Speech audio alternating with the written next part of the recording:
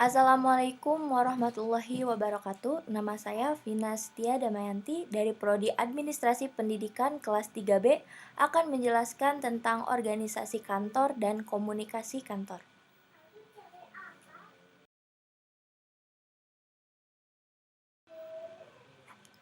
Organisasi adalah tempat atau wadah kerjasama antar manusia untuk mencapai tujuan. Organisasi juga dapat diartikan sebagai sistem kerjasama antar sekelompok orang untuk mencapai tujuan yang telah disepakati atau ditetapkan bersama.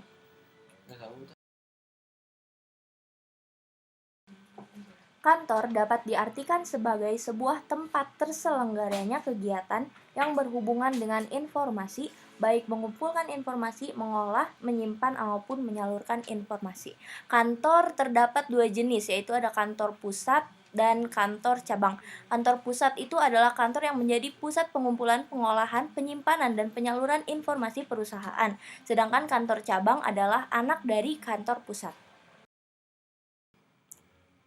Selanjutnya ada unsur organisasi kantor. Yang pertama ada unsur inti dan yang kedua ada unsur kerja. Unsur inti itu terdiri dari manusia yang terdapat di dalam kantor atau interaksi manusia yang ada di dalam kantor. Sedangkan unsur kerja itu terdapat tiga, ada sumber daya insani yang merupakan kemampuan karyawan dan pengaruh mereka, dan yang kedua nir insani berupa barang, mesin, komputer, dan peralatan kantor lainnya. Dan yang terakhir adalah konseptual, di mana kemampuan mengambil keputusan secara tepat yang dilakukan oleh manajer.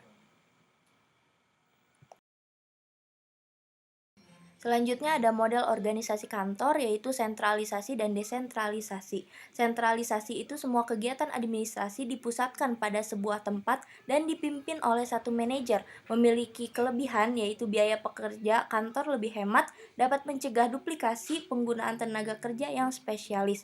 Dan kelemahannya itu lambat dalam melakukan tugas. Jika jarak antar divisi berjauhan, maka sentralisasi sulit untuk dilakukan. Sedangkan desentralisasi itu kegiatan perkantoran yang dilakukan oleh manajer fungsional sehingga kegiatan dapat dilaksanakan oleh masing-masing bagian. Kelebihannya itu lebih hemat waktu sehingga tidak berlarut-larut, cepat dalam proses pekerjaan kantor, karyawan bersifat generalis. Kekurangannya itu penggunaan peralatan kurang optimal, tidak adanya keseragaman dalam bekerja, dan asas yang dipakai adalah asas campuran.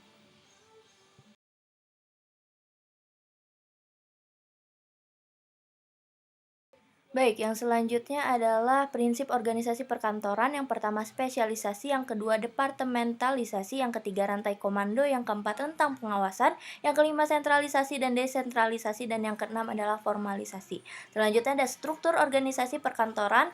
Yang pertama spesialisasi, adanya standarisasi dan prosedur baku untuk aktivitas tertentu, koordinasi atau mekanisme kerja tiap bagian, mekanisme pengambilan keputusan, dan unit kerja.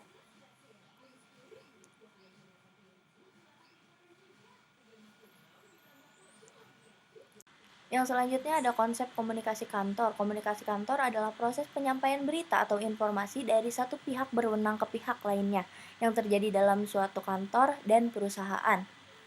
Berikutnya adalah bentuk komunikasi kantor. Yang pertama ada komunikasi formal. Komunikasi formal itu dirancang supaya kantor atau organisasi mudah dalam melakukan pertukaran informasi baik secara vertikal, horizontal, ataupun diagonal. Komunikasi informal adalah komunikasi yang tidak mengandalkan struktur hierarki, melainkan hubungan yang sifatnya lebih pribadi. Selanjutnya ada ruang lingkup komunikasi kantor. Yang pertama ada konsep dasar komunikasi, yang kedua asas komunikasi perkantoran, yang ketiga permasalahan proses komunikasi, dan yang keempat ada media komunikasi. Cukup sekian penyampaian materi dari saya, semoga bermanfaat dan dapat dipahami serta dimengerti. Terima kasih sudah menyimak sampai akhir. Wassalamualaikum warahmatullahi wabarakatuh.